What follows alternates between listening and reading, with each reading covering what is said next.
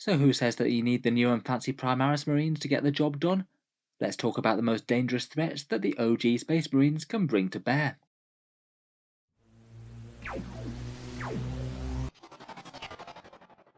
Hello and welcome back to Auspex Tactics, where today we're talking Firstborn, and I thought we'd go through some of the strongest units and options available to them in current Warhammer 40K.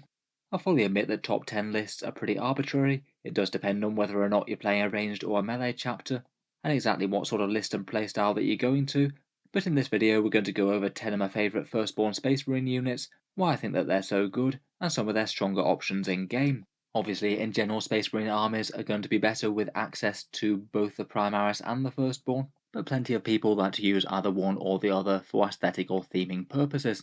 Firstborn Marines do intrinsically lack a few things like transhuman physiology and gene-wrought martyrs stratagems, but still despite that, I do think that both Firstborn and Primaris have both really quite interesting competitive options, and I don't think that either one of them is significantly stronger than the other right now. First up, before we get into the top 10, I thought we'd just mention a few chapter specific units, because if I left them out of the video, I'm sure there'll be loads of people criticising me for it. I'm going to keep the majority of the video to Codex Space Marine units, as opposed to the individual supplement books, but here are just some examples from the various different chapters. Blood Angel Sanguinary Guard I certainly think could be argued that they might well be the single strongest Firstborn unit out of anything Space Marines can field right now. They're certainly carrying the Blood Angels, with most lists taking 3 big squads of them, 2+ saves and -1 to hit in melee, massive damage to melee with +1 to wound and easy buffs, plus a heroic intervention stratagem. With all that and good speed, you can't really go too far wrong. For their counterpart Angels of Death, the Dark Angels Deathwing Terminators and their Knights are worth a shout, anywhere between 33 to 43 points. They get the transhuman physiology rule, so they can only ever be wounded on 4s, loads of Deathwing options for dealing damage. They often have some good support from Interomancy, making their enemies fight last or allowing them to reroll all hits and wounds, and their Deathwing Vanguard detachment is quite a handy one for fielding mass elite slots and also give them OBSEC.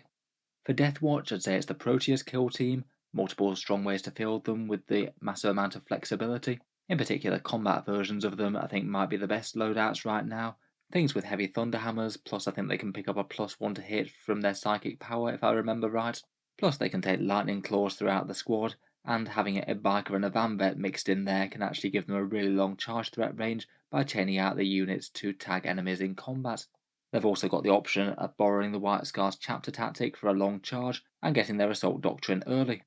Finally, for the Space Wolves, I'd probably give the best Firstborn unit either to Wolfguard with jump packs, or maybe Wolfen if you basically count those as Vanguard veterans. Either way, very hard hitting melee infantry that can make good use of the Wolfy buffs. The Wolfguard more so than the Wolfen, as they have the core keyword. Otherwise though, let's get into our actual top 10, and clocking in at number 10 I've ranked Assault Squads here. Previously perhaps one of the worst Codex Space Marine units out of any of them, but now their jump packs got free and so did other special war gear within the unit, they're actually not too bad. Take jump packs on the squad, a lightning claw on the sergeant, a plasma pistol on the sergeant, and maybe 2 more in the squad. And for 90 points you've got really quite a cheap and expendable fast moving marine unit. They can happily bully enemy light infantry. The plasma pistols and the claw might allow them to sting to death a heavy infantry or 2, and on top of that they're really quite cheap and expendable for trading out on objectives or jumping around doing actions like retrieving data. That melter bomb stratagem that they can use in a pinch is pretty nice as well. For specific chapters to use them with, Space Wolf Sky Claws are a cut above the rest. An extra attack on the charge makes them a really credible option. Otherwise I think Blood Angels make great use of them as well. They have better damage than normal with their +1 to wound, jump pack synergies such as jumping back into the sky if they need to, and an Inferno pistol on the sergeant I think is better than the plasma pistol. Any other assault chapter can make good use though. Next up, in 9th place I've chosen to rank Librarians with jump packs, maybe a bit of a chapter specific one depending on what you're playing, but at least for the majority of armies that you're going to be fielding a Librarian in, I think usually the extra speed that you get for the 25 points is a very good investment over the others. Out of the non-Primaris HQ slots, I think that these Librarians, plus maybe the Captains, are the most standout. Things like Tech Marines, Chaplains and Apothecaries are all absolutely fine, just maybe don't do massive amounts of different things to the Primaris counterparts. In specific chapters, again Space Wolves and Blood Angels do stick out a fair bit. Space Wolves have things like Murderous Hurricane and Instincts Awoken to really support the jump pack assault with the Wolf Guard. Blood Angels can provide another nice buff with Unleash Rage and use Wings of Sanguinius to get some very fast movement. And I think that White Scars have particularly good use for Jump Pack Librarian as well, being a fairly credible threat in his own right when he gets the Assault Doctrine. And also they've got multiple useful psychic powers to have jumping forward alongside other troops. Even for perhaps slightly more slow moving chapters like Iron Hands or Death Watch, I still think a Firstborn Librarian is a tempting choice. Even if you're foot slogging, then Terminator armor for the extra durability isn't terrible. Speaking of Terminators, next up we have the Relic Terminator squad. Nothing wrong with the standard or assault squad variant, but I feel like the Relic Terminators currently trump them just for sheer flexibility and utility. You can run them very cheap with a Lightning Claw and Combi Bolter, which has very nearly as much punch as a dual Lightning Claw Terminator, just one less attack, and also gets you a decent amount of shooting. Otherwise, I still think that the Relic datasheet's interesting for the Chain Fist and Combi Bolter one, as it means that you can take a fist on the Sergeant rather than having to be locked into a power sword, which is a fair bit less powerful. Finally, on top of that, they do have a few good ranged options, particularly that Grenade Harness, which seems borderline auto-include. Seems like good damage for just a few extra points. Support-wise, they can easily get a +1 to hit like all Terminators, and just about every Space Marine character can be used by them, it just depends on what you want to support them with. Of course, whenever Terminators are concerned, it's going to be Dark Angel's Deathwing that'll probably be the best way to run them. Inbuilt objectives secured plus transhuman physiology on top of their standard chapter tactic are kind of hard to beat, plus they've got good character support as already mentioned. I think Terminators can be pretty solid in plenty of other chapters though, maybe White Scars and Black Templars also spring to mind. Next up, in 7th place, and at a similar sort of level to the Relic Terminators I think, I've chosen to rank the Centurion Assault Squad here. These guys really won big with Armour of Contempt. Previously they were just a little bit too fragile to really be worth considering, but now at least they seem pretty credible to run up the board, particularly supported by an Apothecary for healing them, feel no pain, and resurrecting them from the dead, which will be a big win at that amount of points. They are very slow moving and kind of hard to deliver, but they really win big if they get close to the enemy. They have enormous close-range anti-infantry shooting with things like Hurricane Bolters or Flamers, and ridiculously big melee damage if you get a squad in, with Strength 10, AP -4 and Damage 3, and they don't even take a -1 to hit. I think pretty much every loadout for them is kind of viable. You could just keep them cheap and leave the Hurricane Bolters off. You could trade out the Flamers for some Melter Guns for some more anti-tank punch. Quite a well-balanced datasheet options-wise, I think. For chapters, Blood Angels have a Sanguinary Priest, which kind of wants to be running alongside these guys. He can put other core units in the Assault Doctrine and focus his healing buffs on these. I think Raven Guard and Death Watch are both interesting because they're able to deep strike these, particularly Raven Guard where you can run them as successors with +1 to charge to give them at least a fairly decent chance of dropping down, shooting something to death, and then charging something else to death. Otherwise, for Black Templars, they're an interesting choice for Relic Bearers to make the squad tougher. And White Scars get a massively bigger threat range, meaning that they could just advance and charge and still fire off those flamers at full accuracy while they do so.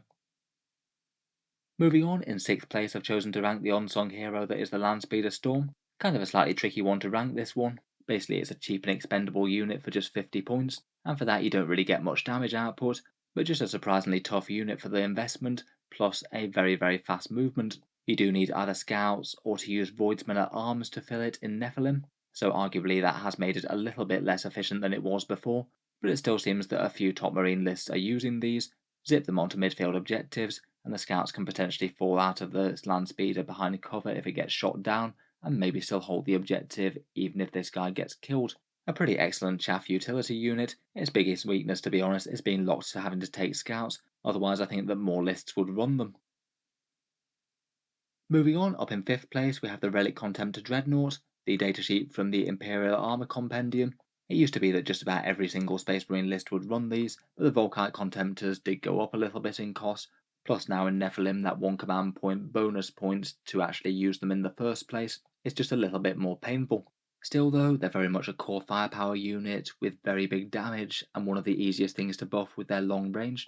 Typically for Space Marines it still seems to be that the Volkite Culverins plus Cyclone missile launchers seem to be the order of the day, maybe some las cannons if you wanted to go for a bit of anti-tank.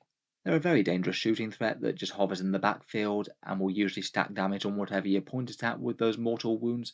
Very good for supporting with Tech Marines and Captains, and you can pay 1 command point to have one of them generate an aura of reroll 1s to wound as well, making a Dreadnought Castle a very efficient proposition. Finally, on top of that, a few armies can just really take them to the next level.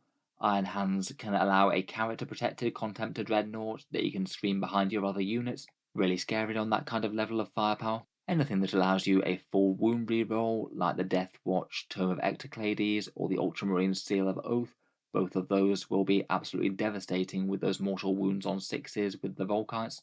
And finally, anything that allows you an extra AP -1 or to return to the Devastator Doctrine is excellent. Iron Hands get that for 1 CP, and I think there's a couple of Warlord traits out there that allow you to do similar. Moving on for 4th place, I've decided to do a dual entry for attack bikes and land speeders, as I feel like they both do a similar sort of role with a slightly different flavour. Equipped with a multi-melter, it's 60 points for an attack bike or 70 points for a speeder, and these guys are basically fast, have a bit of anti-tank, and are cheap enough to be quite expendable. It means that they can be really quite flexible in game. You can just throw them onto an objective if it makes sense to trade the victory points, or if your opponent isn't going to be able to reach them because they've just outranged them. At any turn that it doesn't really make sense to do that, you can just be chipping away with a multi-melter shot, which if you roll well could easily make the points cost back of one of these guys in a single attack. For the most part, Space Marine units tend to be fairly expensive, so having cheap fast units that you can just trade out, say if your opponent has to charge one of these to kill it, then hopefully that'll expose a dangerous unit to your big counter attack. And also the land speeder can be quite good for certain secondaries, things like engage on all fronts as it's a vehicle.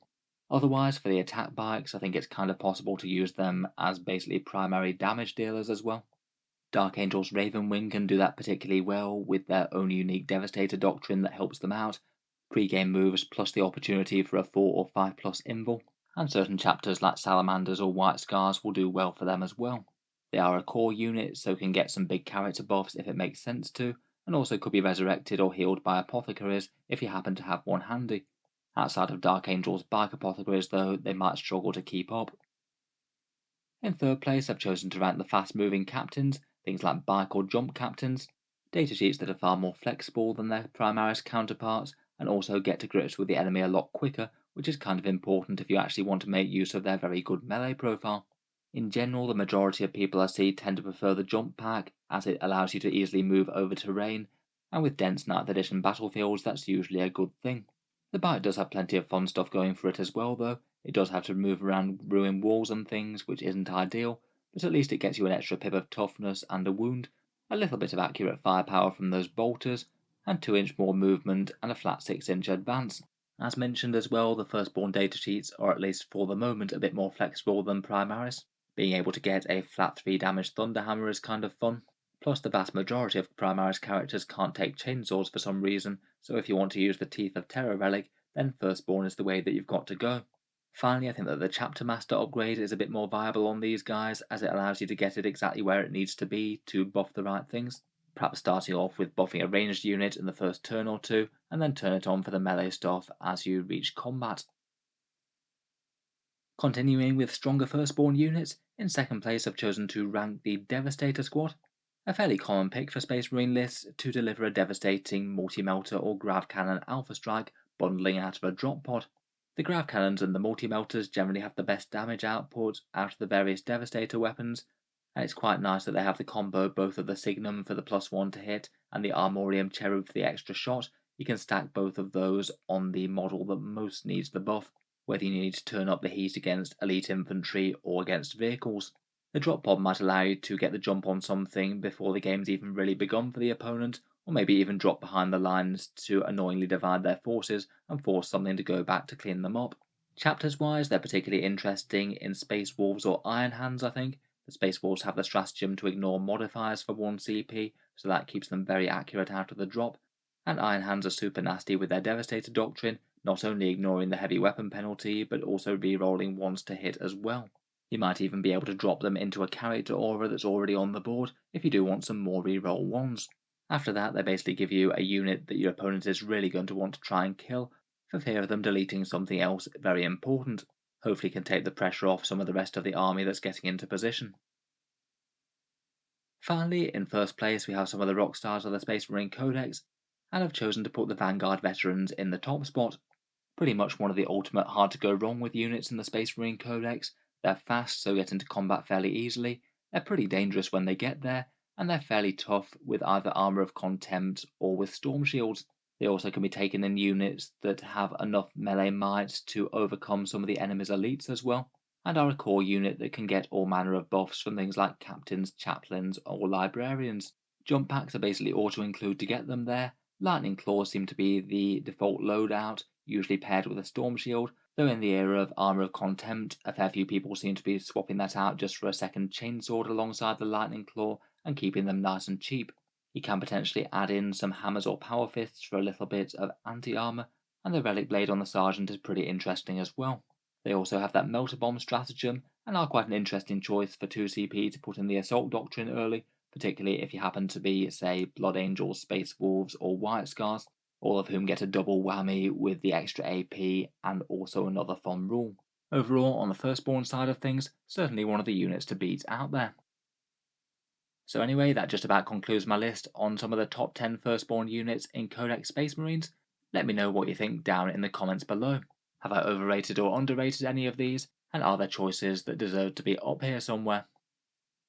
If you've enjoyed the video, feel free to subscribe to Auspex Tactics, where I'll certainly keep the regular 40k things coming. I do tend to post new stuff just about every day. I'm sure we'll have plenty more for the Space Marines. Finally, if you have been enjoying all the videos on the channel, I would just like to mention that Auspex Tactics does have a Patreon page, and that's how I can afford to make quite so much content like this quite so regularly.